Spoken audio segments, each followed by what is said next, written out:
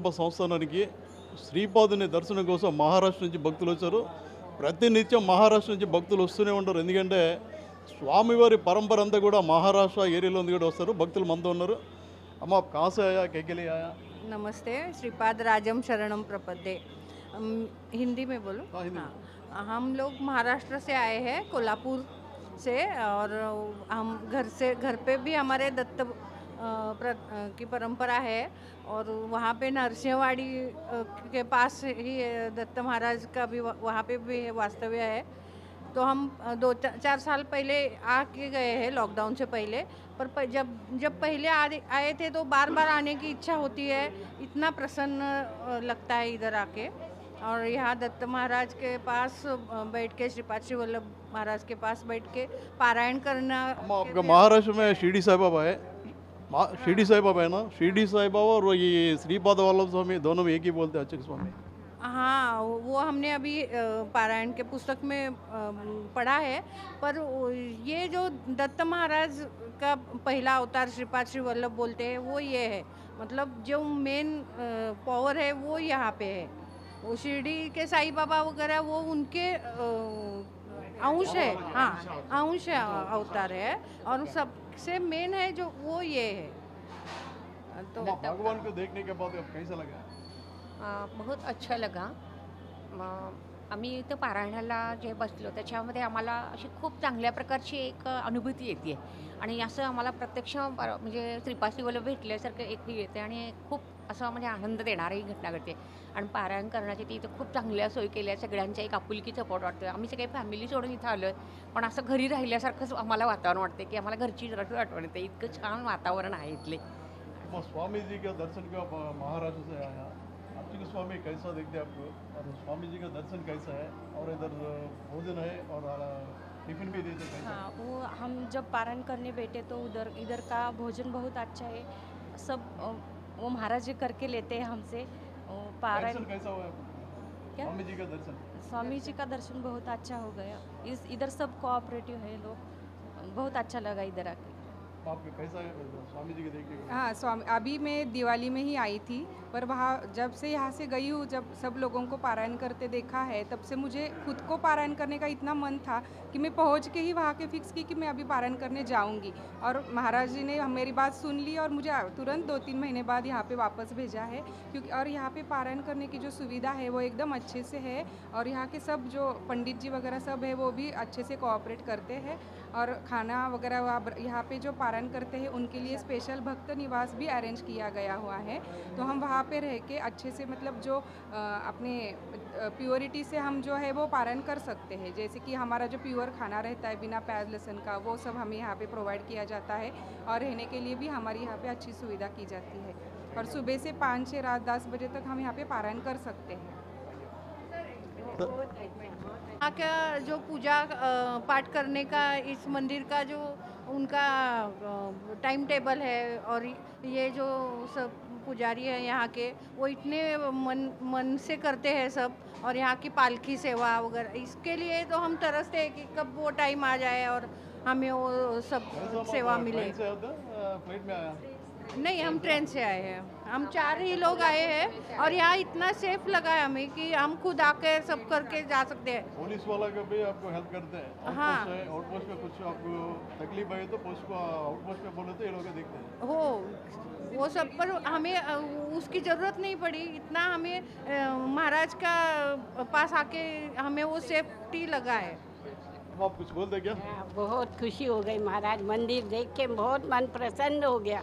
जैसे कि कुछ सभी पॉजिटिव ही लग रही इधर, बहुत अच्छा बहुत। और ये मंदिर के पूजा स्वामी महाराज की जय। मैं 14 साल से नासिक महाराष्ट्र पे यहाँ पे आता हूँ और यहाँ की जो व्यवस्था है वो अतिशय अच्छी है। और यहाँ पे रहने का और बाद में पारायण की सुविधा जो है बहुत ही अच्छा है।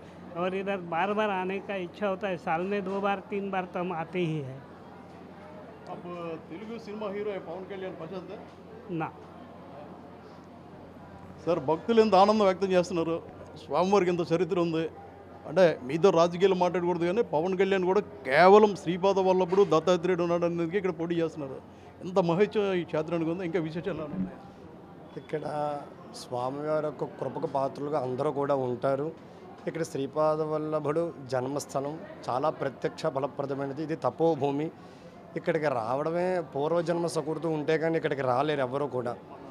సామర్లకోటలో పంచారామ క్షేత్రం యోగలింగం ఎలా ఉంటారో అలాగే దత్తాత్రేయుడు ప్రథమ అవతారమైన శ్రీపాద వల్లభుడు పిఠాపురంలో జన్మించడం చాలా అదృష్టం మనందరికీ కూడా.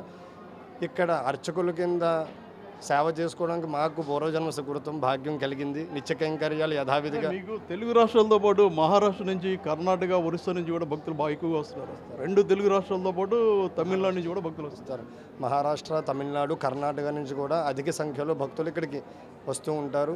పారాయణ చేసుకుంటే సప్తాహ పారాయణ, గురు చరిత్ర, అలాగే శ్రీపాద శ్రీవల్లభ చరితామృతం స్వామివారి ఒక గ్రంథం. ఇది గ్రంథం సప్తాహ పారాయణ చేసుకుని ఈ గ్రంథం భక్తులకి అందుబాటులో ఉంటుందా? ఉంటుందండి. మరాఠీలో ఉంది, ఇంగ్లీష్లో ఉంది, తెలుగులో ఉంది, 3 భాషల్లో ఉంది, తమిళ్లో కూడా ఉంది, 4 భాషలు. తర్వాత రోజు 5 గంటలకి స్వామివారి నిజపాదుక దర్శనం అనేది ఉంటుంది.